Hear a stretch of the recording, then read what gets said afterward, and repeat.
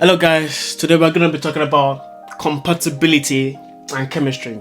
I believe this is a very interesting topic for me at least, and I hope it's as interesting of a topic as it is for me as it would be for you. Now, the first thing is I'm going to type into ChatGPT or Google what the definition of compatibility and chemistry is. Compatibility is the alignment of values, lifestyles, goals, and long-term interests. It's about how well two people fit together practically and emotionally. And that's compatibility. For chemistry, it's the spark of emotional connection that creates excitement and attraction. It's often spontaneous and fueled by emotional or physical attraction. So those are the definition of compatibility and chemistry. I've always wondered to myself, what's the difference between compatibility and chemistry? How can I maintain the heat in the relationship and also prolong the longevity of the relationship at the same time?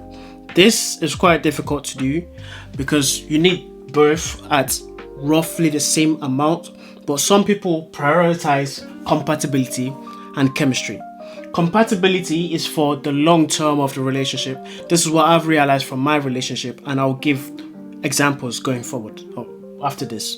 And chemistry is that short fling, that short intense energy that you get, and it's for women it's like the butterfly. For men it's like, whoa, like I really like her. She might not be the most prettiest, but to you, oh my gosh. Compatibility is a rational assessment of shared values and goals. There's less emotion in this. It's more, what can this guy get me, or what can this woman get me?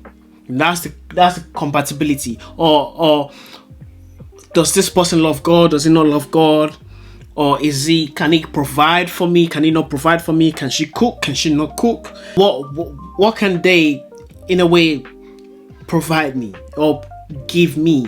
And some people might not see them liking, for example, you might be a religious person, probably like going to the church or the mosque, and that might be a big deal for you. That's what you get. You get someone who's also into God as much as you are, and not just into God, but into the specific type of God that you are also into.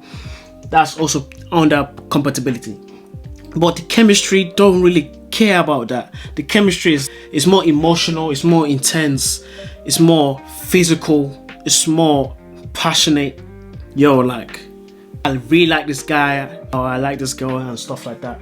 And which is why I say it's mostly for the short term and for the long term.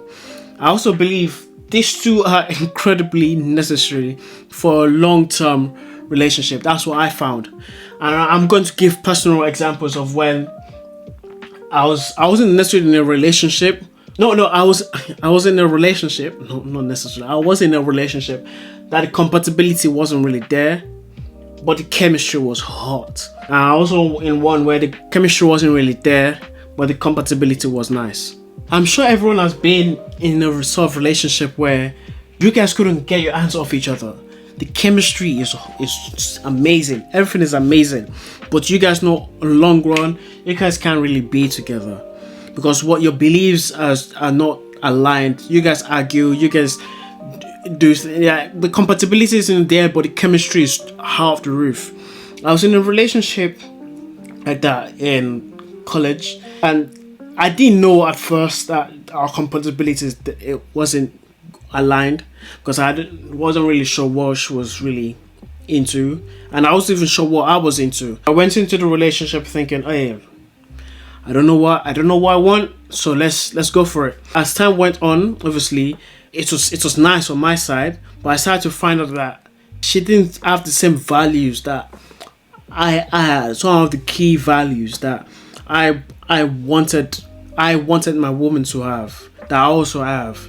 I'm saying I believe one of my values is truthfulness, honesty, and transparency. And these are the values where I don't think most people necessarily have that. Sorry to say, but I don't think most people necessarily have that, because to be truthful to someone, or to be honest with someone, or to be open with someone also means first of all, getting judged, not necessarily getting your way, because now your past is being judged against you, which is fair enough, or your future is being judged against you, which is also fair enough. I also found out that she wasn't the values that she had wasn't what I wanted from myself or even from my significant other. That's when I realized that I needed to break this relationship and we should go our separate ways. A lot of men or a lot of people, I've heard the stories of, he's a good man, you're a good man, you're a good person, like you're a good person. But the but to me always sounds like there's no chemistry. She doesn't feel the butterfly in her belly. There's no chemistry. There's nothing that makes her excited to you. She feels like she, in a way, settled for you. The chemistry, the compatibility is that you're a good man. You pay her bills, you take her out, but there's no chemistry. You don't excite her feelings. You don't bring that emotional aspect of her out. And I think this is what most men are missing out. I think this is way more important for women than it is for men. And I think this is way more important for men than it is for women. I believe one of the major problems why there's a lot of marriages that are sexless is because there's little to no chemistry in that relationship. A woman needs to feel something she needs to feel not appreciated or like desired in a way for her to feel like she wants to do it. And the compatibility is mostly for men. I don't even know how to explain myself, but I'm going to go into a little bit more example, and I hope we can all see where I'm trying to come from.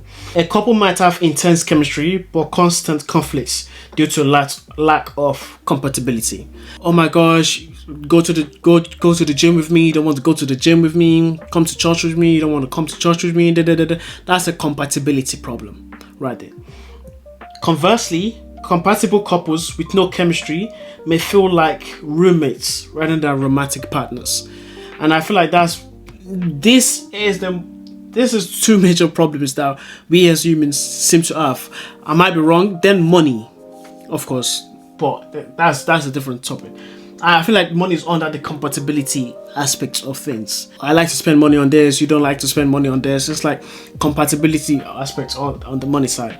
It would be so amazing, so nice if we both have chemistry and compatibility. Go in more depths of compatibility and chemistry that I've found in myself and in other people is the science of chemistry in a relationship is the unexplained attraction of butterflies. That butterfly feeling that women, you guys will understand. Well, I think my women will understand that butterfly, that feeling you get in your gut where something moves down. You understand what I mean? Deep, spontaneous conversation or a sense of ease around each other. This is what I love. I love the ease. I love just being relaxed. I don't know, but a strong physical or emotional pull towards the other person. These are all examples of chemistry in a relationship. And these are also signs of compatibility in a relationship. Shared core values, e.g. family, career, goals, religion, and so on and so forth. And the other one is similar communication styles or conflict resolution styles. I believe people don't talk about the conflict resolution styles enough as much as others, because I had an argument or a fallout with a friend, and I don't think she expected us to have an argument because people don't have an argument. I'm like, everyone have arguments. It depends on how you resolve it. How can we bounce back from this? But I don't know. The communication styles and conflict resolution skills definitely resonate with me. Another sign of compatibility in a relationship is alignment in lifestyle preferences, e.g. finances, hobbies, and living arrangements. I believe this is one of the biggest. I believe the alignment in lifestyles and the conflict resolution skills is two of the biggest things that people break up for. And also shared core value. I don't know, bro. Relationship is difficult. The relationship, just thinking about it, it's just so difficult because you need both.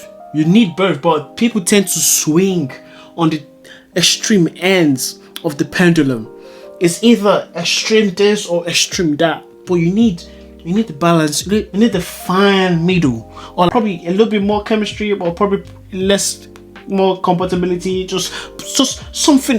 It has to be, but compatibility without chemistry is extremely dangerous, I think, and chemistry without compatibility is also extremely dangerous.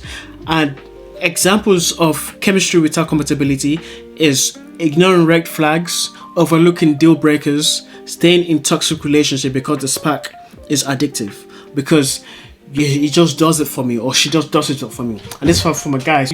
You look at the girl and you're like, damn, yo, she has a fat, you know what I'm saying? Yo, the chemistry is high, but your compatibility ain't there. But you're willing to fight it because the chemistry is there. And you guys are always going to have problems. And for my women, compatibility is there and chemistry ain't there. And that's why most of you keep saying, I settled for you. You love him. You love him. You might love him or love her. You know, the love is still always there, but the chemistry ain't there. It doesn't give you the butterfly. And this is why they say both these things are important. Now, the compatibility is there, the chemistry ain't there, and that's why you ain't giving him none. I'm saying you're not letting him enter the wall of Jericho. I'm saying you're spreading the sea like Moses did. You know what I'm saying? Like, let's keep it a buck. You know what I'm saying? The chemistry doesn't really give you that butterfly. You know what I'm saying? And why is that? Why is that? That's for another video. This chemistry, and I can go on again about compatibility and chemistry, about how guys like compatibility, but they love to chase chemistry, and women love chemistry, but they love to chase compatibility. It's kind of backwards. When it comes to a relationship, they go for compatibility, which is cool, but chemistry is also important, ladies. It is important. You know what I'm saying? And men go for chemistry, which is cool, but compatibility is important. These are some quick compatible questions that you can either ask yourself or ask your partner. Make sure you don't ask it in a combative manner. Oh, look at that rhyme right there. Anyway, question number 1. Do we share the same values and long-term goals? Question number 2. How do we handle conflicts? Are we on the same page? Question